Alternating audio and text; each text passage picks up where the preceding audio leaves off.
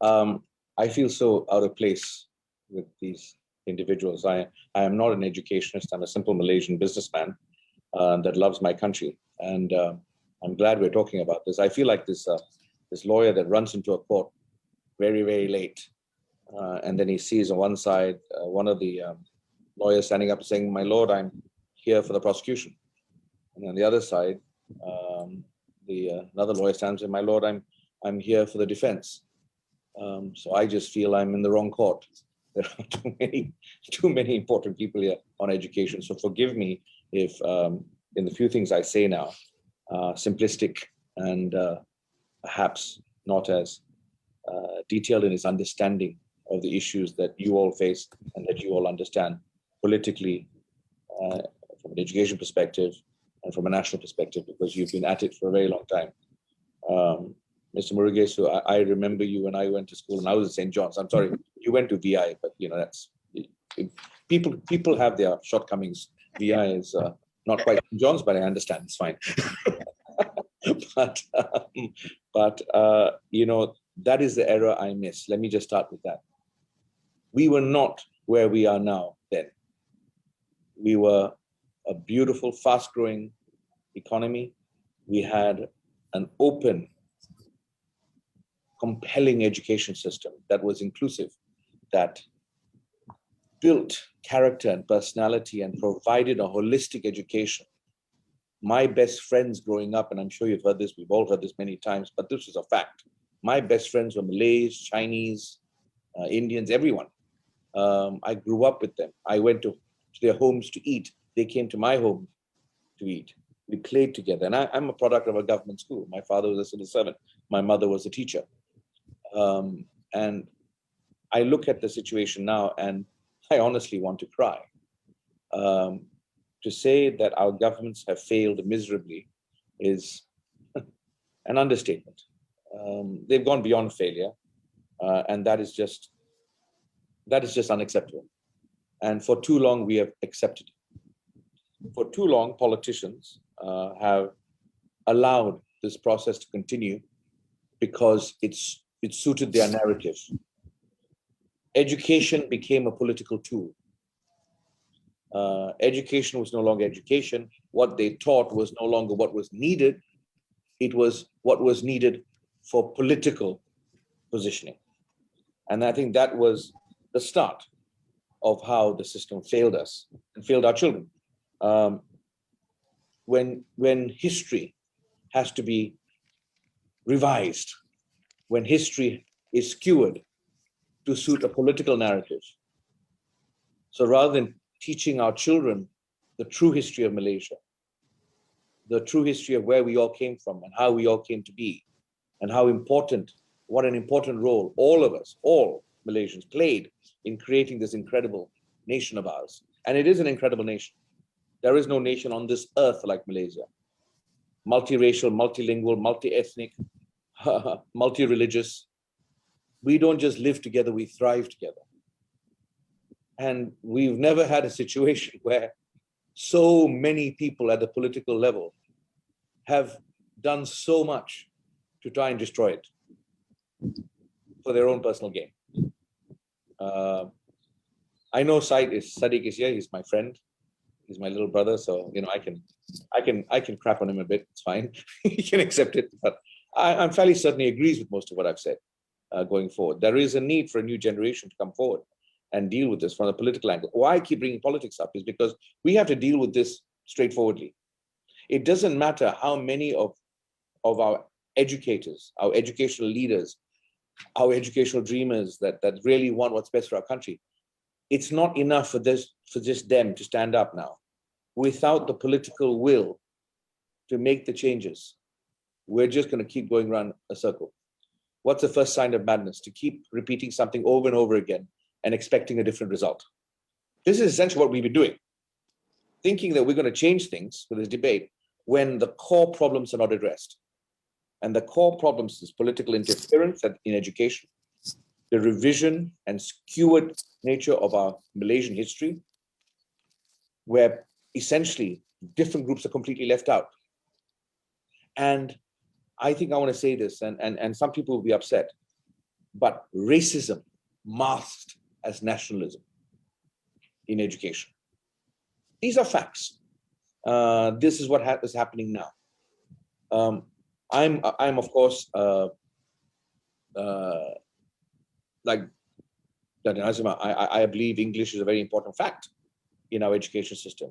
I mean, we are living in a globalized world. Are we stupid? If we don't prepare our children to compete with the rest of the world, we're just going to be left behind. China is teaching their kids to speak English and take on the world. But no, Malaysia cannot. Why? Don't know. I'm not sure. There are lots of reasons, but let's see which politician wants to stay in power. Right? They have used fear and ignorance to maintain their positioning. Fear and ignorance. Only education, true education, can remove ignorance. And without ignorance, fear cannot survive. And that's the future of Malaysia, the children, to remove that ignorance, ensure there's no fear, then we have a real future. And I believe we do. I believe there are enough people of goodwill, enough people with a backbone and faith, like all of you, to stand up and do what's right. I'm not going to speak about, the importance of Tamil schools or Chinese schools or, vernacular schools. You know what? That's a different thing. Personally, I think whatever we do, it has to be about national policy, about national development, about building everyone up. So give me a Chinese school, but make sure at least 40% are all non-Chinese. Give me a Tamil school, but make sure the classroom is not falling apart. The blackboards are at least in one condition that people can write on. And then make sure at least 40% are non-Tamils, non-Indians. Bring people together, get our youth back to where it needs to be. The issues like computers and all that, that's another problem, right? I mean, if I'm not mistaken, about 150,000 computers were promised by this government, and 8%, 8.6% have only been given. There's too much posturing. There's too much, forgive my language, I'm sorry, I'm with teachers, but too much bullshit. There's just too much. And we've got to stop. We've got to just face the issue head on and say enough. Enough of this crap, enough of this nonsense. And politicians, if you just can't do the job, get the hell out. And the people are the power. Education is the future of this country. There is no point having businessmen like me and economic leaders that do well, because you know what? We are going to fall if our community, our system, our society, our children are not given the tools to grow and build the economy. I'm a businessman, I'm being selfish. I cannot make money unless my community is thriving and growing. I will have no future market unless the children grow and are educated and have jobs and build themselves. We are at 11:59 before midnight. We cannot take this lightly anymore.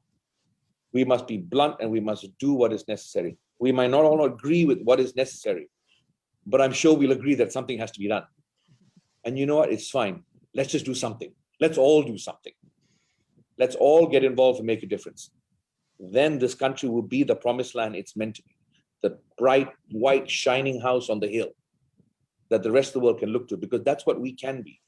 That's what we should have been, because no country on this earth is what we are. And let's be clear here. How dare we fail?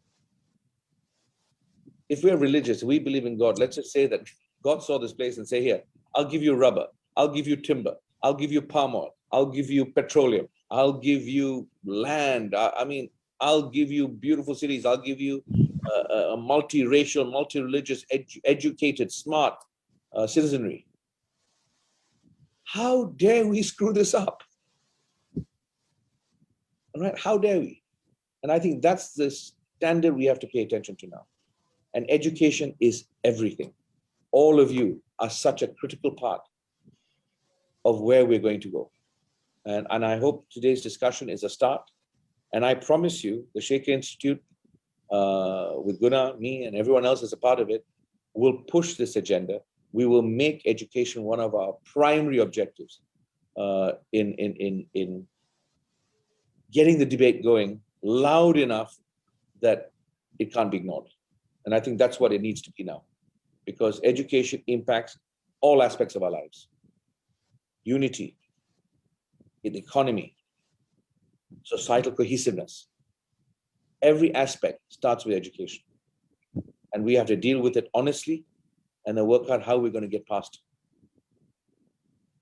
all the junk that political, and I'm going to put the blame on political leaders, that political leaders have created around this issue. We need to get through it. I thank you so much for taking the time to be part of this. I'm looking forward to listening to everything you guys have to say, and I hope to engage you more beyond this one session. Because look, we're not solving anything in this one session. This must be a work in progress, and it must be a work in progress that must not stop.